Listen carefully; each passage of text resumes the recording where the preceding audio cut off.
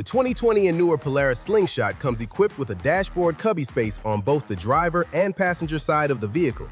If you have a lower-end model such as the S, these cubbies are visible right from the factory. However, if you own a higher-end model like the R, you may not have realized these cubbies even exist beneath these plastic dash panels. We've partnered up with Foamskinz to bring you a two-piece cubby insert kit that features backing tape for a simple peel-and-stick installation. Each insert is made from dual-layer EVA foam, the same durable material often used in marine applications, and is available in multiple accent colors to complement your ride. Installation is simple. Thoroughly clean the surface area with an alcohol prep pad, then peel the protective backing film from the corresponding cubby insert and press it firmly into place.